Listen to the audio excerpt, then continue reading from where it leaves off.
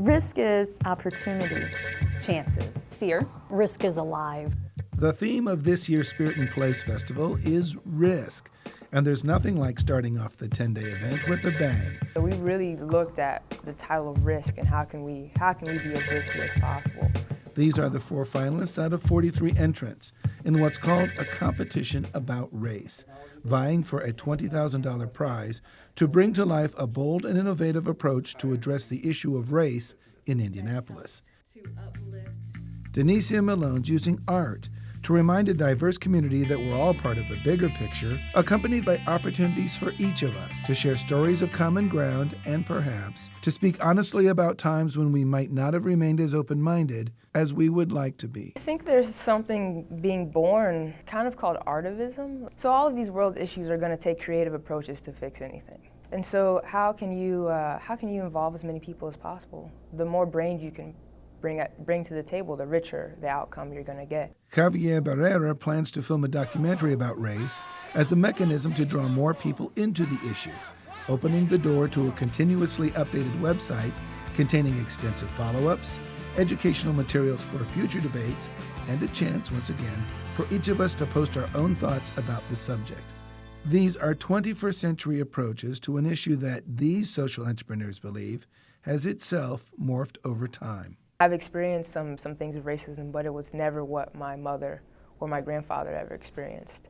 We don't see a lot of people that if I go walking on the street that might call me a beaner or tell me go back to Mexico. But now we'd see it in a more subtle and elegant way. Institutionalized racism? I mean, hiring practices, the way that people get into colleges and universities, a way of how institutions now have the power, and have the power for a while to decide who makes it. You have this excellent education, yet you can't get a job because of the color of your skin, because of the lack of connections you were able to make. We want them to be able to take hold of it at an early age so that fear does not exist. Breaking down those barriers on who makes it is one theme for finalist number 3. Deshawn Perry Smitherman, along with Erica Gibson, founded A Girl's Gift 5 years ago. A Girl's Gift links girls between the ages of 10 and 13 with adult mentors to help them with self-esteem and financial literacy. One way that's done is to help the girls develop business plans for fledgling enterprises that a preteen can handle, and then can give them a true taste of what it would be like, again, to make it in the real world. In the past, the matchup has been same race to same race. The new wrinkle? We think that it's very important to match girls up with mentors, but one of the things that we haven't done was match girls up with mentors of a different race. It may seem a little scary at first to be around people who don't look like you, but once you start getting conversations going, then they see that there are so many commonalities that we all share, and they don't need to think about race as being an issue. Diverse partnerships will be key to the project. The first of the year will bring a viewing and discussion with girls from Beth El Zedek of And Then They Came For Me, a Holocaust drama at the IRT.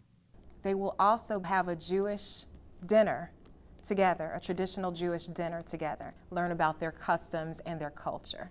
The first thing that caught my attention was the phrase, a competition on race. Racing could address an issue dealing with race. Why not enter the competition? Changing racial perceptions while promoting profitable career paths is also on the mind of finalist number 4. Pete Hilton, director of the IUPUI Motorsports Engineering Program, sees racing as a perfect metaphor. Motorsports is a very team-oriented activity. A driver does not win a race on his own. And the motorsports teams are made up of very diverse individuals. We normally think of that in terms of diverse in skill set, but there's no reason it can't be diverse in terms of cultural background as well. The plan is to build several diverse teams of young people, led by students from both IUPUI School of Liberal Arts and the engineering program. At several public venues and over several weeks, they'll be given a racing problem to solve, and, like any good driver, pit crew, and mechanic team, they'll be asked to find answers. The give and take between group members of different races and backgrounds will be on full display. So 2 things will be happening at the same time.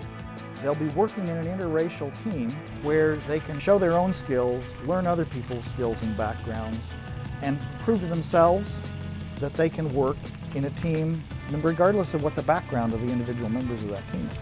But you never know what's going to happen when you mix things in a cauldron, and that's really what we're going to do. So I'm not asking people to ignore racial or cultural background, certainly not to forget it, but to realize that it doesn't need to be a roadblock to success in working in a team with people of different cultures. The project's loftier goal deals with Indiana's workforce, with a focus that might be a boon to the entire state. We have a real shortage of minority students entering technical careers. I think the most unique piece of the project that I proposed is the tie to careers. Look down a different path that they've never seen before. And in the end, by diminishing the racial unbalance in certain career fields, to better that field. No matter the outcome, one thing is certain. Once the conversation begins anew, Denicia, Pete, Deshong, and Javier are determined to keep the dialogue in play. The number one thing is that we're saying that we're not going to talk about race behind closed doors. Everybody has experienced something with race, whether you've initiated or you've helped it or you've perpetuated it or however you've engaged with it. We've all done something around the issue of race and racism. And so now's the time to say, I'm going to face my fears. The part of me being hopeful, maybe people are ready to have the conversation that we haven't had in a long time, or that we are trying to put away for next year or for next time, for the next event. So hopefully that is the ultimate goal of this competition, to spark that conversation and keep it going. In a racially mixed school, how the African Americans sit with the African Americans, the whites sit with the whites, the Hispanics sit with the Hispanics, the Asians sit with the Asians. Everybody sits in their safe cultural zone. It's something that I see when I go out into the world. We want these girls to be brave. We want these girls to feel like they have a place at any table they go to. You walk downtown, you see situations on one side of the street where you think everyone's behaving exactly as if color was irrelevant to the situation. You turn the corner and walk down a different street, you may see another scenario. I think we need to continue to address the differences. We have a long-standing history in this country that has to be overcome.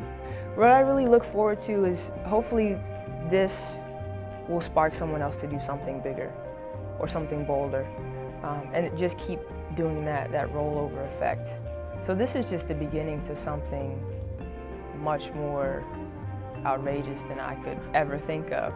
And maybe these innovative approaches could be the catalyst to keep venturing further out on that limb to create a true racial harmony. After all, to quote writer Alexander Smith, everything is sweetened by risk.